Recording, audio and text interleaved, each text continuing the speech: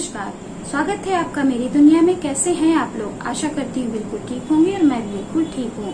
तो आज मैं आपके लिए हरतालिका तीज के बारे में जानकारी लेकर आई हूँ। हरतालिका तीज क्यों मनाई जाती है, इसका दिन व मुहूर्त क्या है, 2021 में ये कब पड़ रही है और इसको मनाने से किन फलों की प्राप्ति होती है, इसका क्या महत्व है, वो सब कुछ बताऊंगी। और आपको हरतालिका तीज और हरियाली तीज के अंतर को भी बताऊंगी। तो बने रहिएगा मेरे वीडियो के लास्ट तक। अभी तक अगर आपने मेरे चैनल को सब्सक्राइब नहीं किया है तो नीचे दिए गए सब्सक्राइब बटन को हिट कर दीजिए, बेल आइकन को दबा दीजिए, ऑल में क्लिक कर दीजिए, जिससे मेरे वीडियो के सारे नोटिफिकेशन आपको मिलते रहें। तो चलिए शुरू करते हैं। तो सबसे पहले मैं आपको ये बता देती हूँ कि हरतालिका तीज और हरियाली तीज में कोई खास अंतर नहीं होता है। इसको मनाने का एक ही कारण होता है, इसकी संपूर्ण पूजा विधि एक जैसी होती है, कथा भी एक ही होती है और दोनों में ही भगवान भोलेनाथ, माता पार्वती का पूजन किया जाता है। बस इसमें एक ही अंतर होता है, छोटा सा वो अंतर होता है कि हरियाली तीज में माता पार्वती और भगवान शंकर का मिलन हुआ था और हरतालिका तीज में माता पार्वती ने बालू से शिवलिंग बनाकर उनकी पूजा की थी, कठोर व्रत किया था और इसी दिन भगवान भोलेनाथ ने उनसे प्रसन्न होकर उनको दर्शन देकर उनकी मनोकामना को पूर्ण किया था, मतलब कि उनके मिलन को पूर्ण किया था। बस यही अंतर है। और जैसे कि वट सावित्री व्रत मनाया जाता है, कुछ स्त्रियां जैसे कि दक्षिण भारत में पूर्णमासी को करते हैं और उत्तर भारत में अमावस्या को वट सावित्री का व्रत किया जाता है। उसी प्रकार से हरतालिका तीज और हरियाली तीज होती है कि बस इतना ही अंतर होता है, बाकी दोनों का एक ही सेम ही मतलब होता है।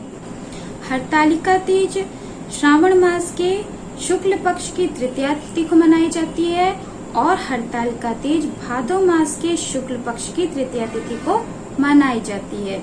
साल में कुल 3 तीज पड़ते हैं, एक हरियाली तीज होती है, एक कजरी तीज होती है और एक हरतालिका तीज होती है। तीनों ही तीज महत्वपूर्ण होती हैं, एक जैसे ही मनाई जाती हैं। बस हरियाली तीज और हरतालिका तीज में कथा सेम होती है, कजरी तीज की कथा जो है वो कुछ अलग है। हमारे पूरे साल में कुल 3 तीज आते हैं, हरतालिका तीज, हरियाली तीज और कजरी तीज। कजरी तीज की कथा थोड़ी सी अलग हो जाती है। हरतालिका तीज और हरियाली तीज की एक ही कथा है। हरियाली तीज श्रावण मास के शुक्ल पक्ष की तृतीया तिथि को मनाया जाता है। हरतालिका तीज भादव मास के शुक्ल पक्ष की तृतीया तिथि को मनाया जाता है और जो कजरी तीज है वो भादव मास के कृष्ण पक्ष की तृतीया तिथि को मनाया जाता है। तो बस यही छोटे से अंतर तीनों तीज में होते हैं, बाकी तीनों की पूजा विधि एक सी ही होती है। हरतालिका तीज और हरियाली तीज में जो विवाहित स्त्रियां हैं वो एक ही कामना से व्रत को करती हैं। कुंवारी कन्याएं अच्छे वर की प्राप्ति के लिए, अपने सौभाग्य को अच्छा करने के लिए, सौभाग्यवती हमेशा बनी रहने के लिए इस व्रत को करती हैं और जो विवाहित स्त्रियां हैं वे सौभाग्यवती हमेशा बनी रहें इसके लिए और अपने पति की लंबी उम्र उन्नति के लिए इस व्रत को करती हैं। तो इस दिन दोनों ही व्रतों में, दोनों ही तीज में हरी हरी चूड़ियां, हरी साड़ी और हरियाली का बहुत ही अधिक महत्व होता है। तो चलिए अब जान लेते हैं कि हरतालिका तीज क्यों मनाई जाती है और इसका क्या महत्व होता है। तो इस दिन माता पार्वती ने भगवान भोलेनाथ को पाने के लिए बालू के शिवलिंग बनाए थे।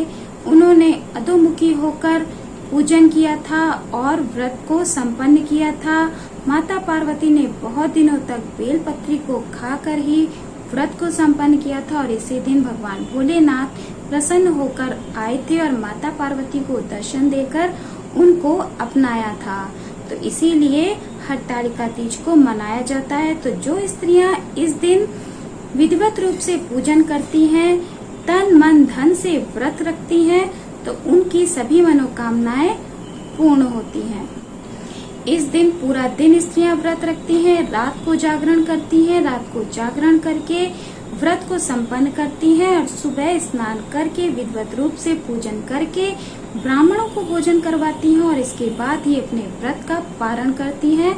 यदि ब्राह्मण आपको नहीं मिलते हैं तो फिर आप सूखी सामग्री दक्षिणा सहित दान कर दीजिए और इसके बाद आप अपने व्रत का पारण कर लीजिए। तो भगवान भोलेनाथ प्रसन्न होकर उनकी सभी मनोकामनाओं को पूर्ण करते हैं।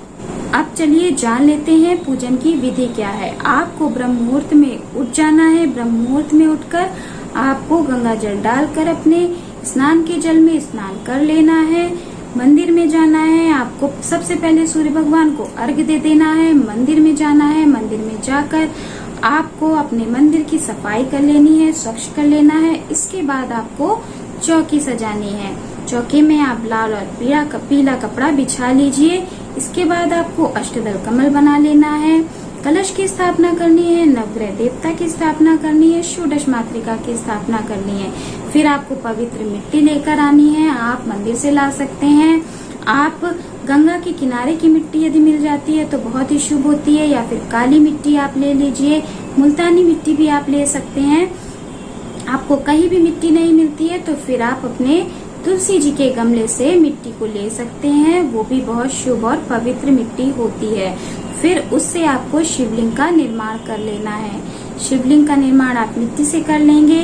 गौरा जी का निर्माण आप हल्दी से या फिर गाय के गोबर से कर सकते हैं। और आपको गणेश जी का सुपारी से भी निर्माण कर लेना है। यदि आपके पास गणेश जी छोटे से हैं तो फिर आपको सुपारी से निर्माण नहीं करना है। आप उन्हीं की स्थापना करके पूजा कर सकते हैं। फिर आपको पान के पत्ते में गणेश जी और गौरा माँ को स्थापित करना है। फिर एक पान के पत्ते में शिवलिंग को स्थापित करना है। शिवलिंग को बनाते समय भगवान का स्मरण करते रहिए, ओम नमः शिवाय का जाप करते रहिए। इस तरीके से आपको शिवलिंग का निर्माण करना है। फिर आपको अपनी पूजा को शुरू करना है। सबसे पहले आपको गणेश भगवान का पूजन करना है। षोडशोपचार से या पंचोपचार से आपको श्री गणेश भगवान का पूजन करना है। उनका आवाहन कीजिए, उनको स्नान कराइए, अर्घ्य दीजिए। षोडशोपचार से कभी मैं आपको इसका भी वीडियो एक बना दूंगी कि षोडशोपचार से किस तरह से पूजन किया जाता है। तो आप षोडशोपचार या पंचोपचार से श्री गणेश भगवान का पूजन कर दीजिए। उनको दूर्वा अवश्य चढ़ाइए। आप कुशा घास एक आती है वो ले लीजिए। वो पवित्रीकरण करने के लिए अच्छी होती है, शुभ होती है। तो उसको ही रखकर पवित्रीकरण किया जाता है। उसी से जल अर्पण किया जाता है। खुद को भी, स्वयं को भी पवित्र किया जाता है। सभी सामग्रियां भी कुशा घास से पवित्र की जाती है। कुशा घास बहुत ही पवित्र मानी जाती है। तो आप कुशा घास ले आइए। फिर इसके बाद आपको भगवान गणेश जी को दूर्वा चढ़ा देनी है। फिर आप कलश देव गौरा माँ की पूजा कीजिए, भोलेनाथ की पूजा कीजिए, कलश देवता की पूजा कीजिए, नवग्रह देवता की, षोडश मातृका की पूजन कर लीजिए। फिर आपको पूजन करके धूप दीप उनको दिखाना है। जो भी आपके पास प्रसाद है, जो भी सामग्रियां हैं अर्पण करने के लिए, वो सब आप उनको अर्पण कर दीजिए।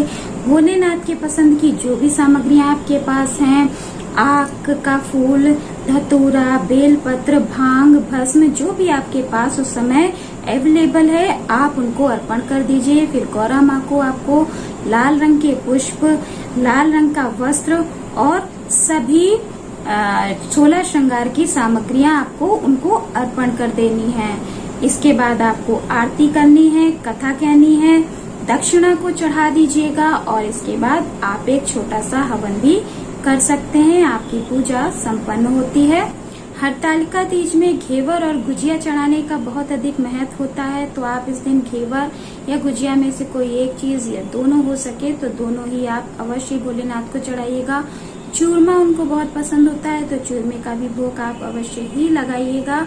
और ऐसा कहा जाता है कि मायके से ही पहले इस व्रत को शुरू किया जाता है। तो आप चाहें तो मायके से शुरू कर सकते हैं, नहीं तो आप अपने ससुराल से इस व्रत को कर सकती हैं।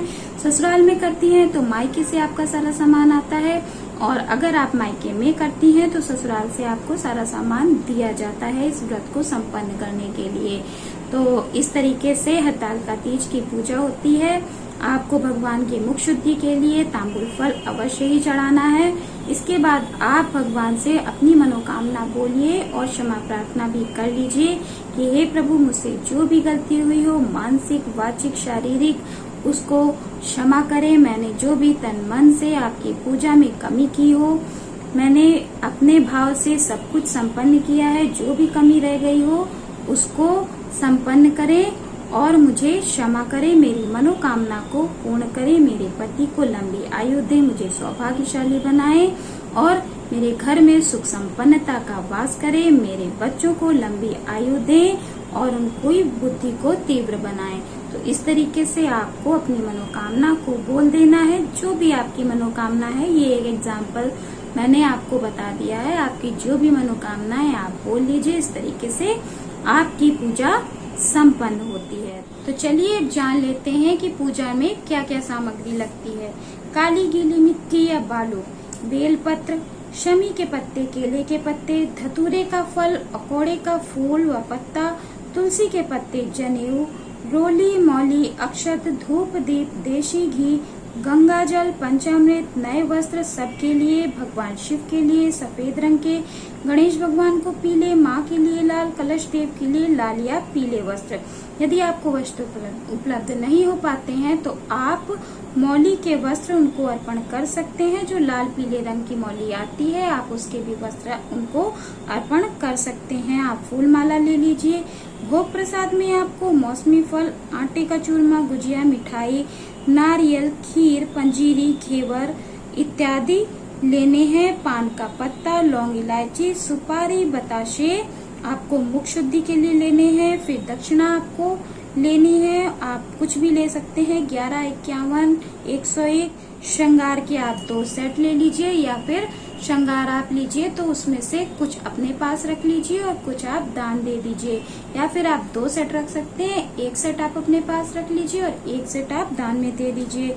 तो जो भी आपको श्रृंगार में सामग्री है तो मैं कुछ बता देती हूँ।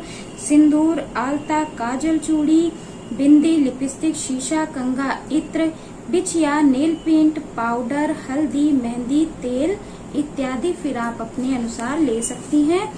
फिर आपको लेना है जनेऊ, चंदन, कपूर, अबीर, भांग, भस्म, गाय का कच्चा दूध, दही, शहद, घी, गंगा जल, सर्व औषधि, बंधन, सिंदूर, हवन सामग्री, काला तिल, जौ, हल्दी की गांठ, केले के पत्ते, आंवले के पत्ते व अपराजिता के फूल। आपको इसमें जो सामग्री अवेलेबल हो जाती है आप ले लीजिए। जो नहीं होती है उसके लिए आपको परेशान होने की कोई आवश्यकता नहीं है। तो चलिए अब जान लेते हैं तीज की तिथि व पूजा का शुभ मुहूर्त। इसका प्रारंभ 9 सितंबर को दिन बृहस्पतिवार को हो रहा है सुबह 2:33 से और इसकी समाप्ति हो रही है 10 सितंबर को दिन शुक्रवार सुबह 12:18 पर। इसका जो प्रातः काल का पूजन का शुभ मुहूर्त है वो 9 सितंबर को सुबह 6:03 से शुरू होकर 8:33 तक रहेगा। इसकी जो कुल अवधि है वो 2 घंटे 30 मिनट की रहेगी। और जब आप प्रदोष काल में पूजा करेंगे तो उसका जो शुभ मुहूर्त है वो 9 सितंबर को शाम को 6:33 से शुरू होकर शाम को 8:51 तक रहेगा। तो इसकी जो टोटल अवधि है वो है 2 घंटे 18 मिनट की। तो आपको इस तरीके से इसी बीच में पूजा को अपने संपन्न कर ले। आपको मेरी ये छोटी सी जानकारी अच्छी लगी हो तो मेरे वीडियो को लाइक कर दे, शेयर कर दें, कमेंट में जय भोलेनाथ की, जय माता पार्वती की अवश्य लिख दें। खुश रहें, मस्त रहें, मुस्कुराते रहें। राधे राधे, हरे कृष्णा।